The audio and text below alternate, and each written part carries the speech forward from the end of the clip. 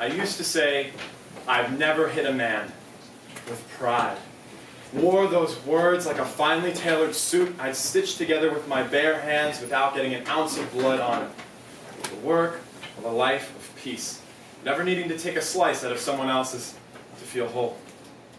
I'd had my share of stare downs, pulled the hammer back and aimed down the barrel towards a pair of another man's eyes, traced them to a place of fear, remembered that this man was once a tiny frightened child, felt the frightened child in me lift up an empty chamber and walked away every time. And every time I walked, treading the line between shame and pride, I thought about what it means to be a man, to stand your ground and have the ground understand there's a time to negotiate this earth and there's a time you cannot be bothered.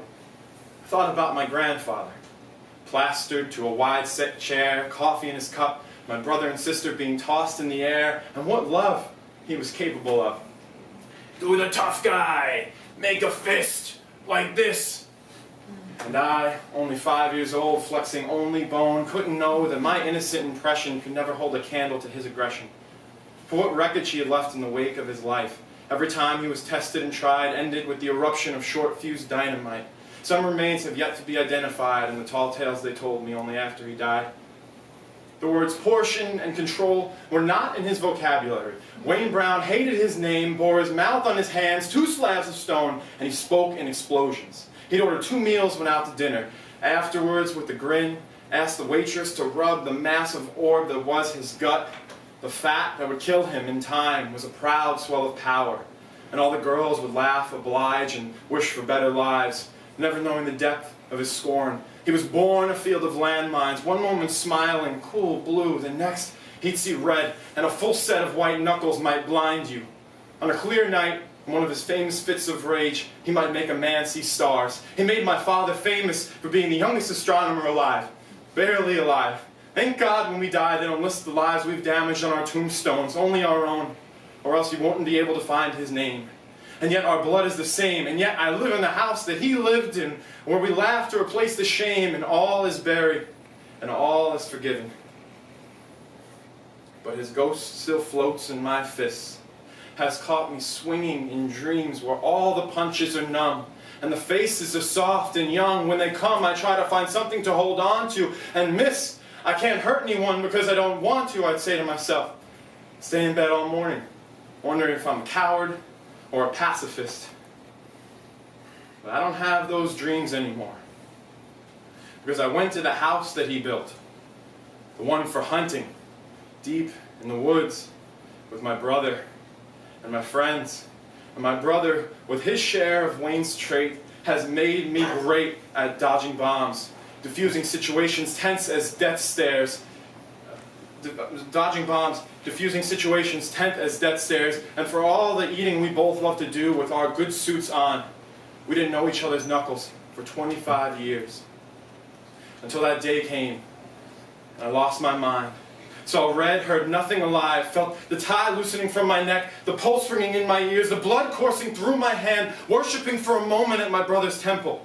And in a flash it was my fist, plowing through like holy war, and it was my grandfather's fist reaching through time to grab the grail, filled with the blood of my brother, draining from his cracked head like words from the mouth of regret. One drop clinging to my nail. This viscous liquid that makes us family, viciously drawn outside the lines it should run through.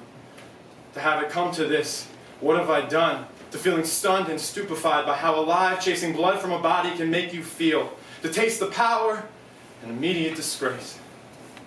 And I wished my hands were smaller then, that my arms couldn't reach him, and that to give gratitude to the sea of limbs for holding me back when I was too far gone. If only they could reach back further and erase this knowledge of why men set fire to everything that's not yet ablaze. I don't want to know how it feels to drive my fist like a fiery mace into someone's beautiful face and leave them a little less beautiful.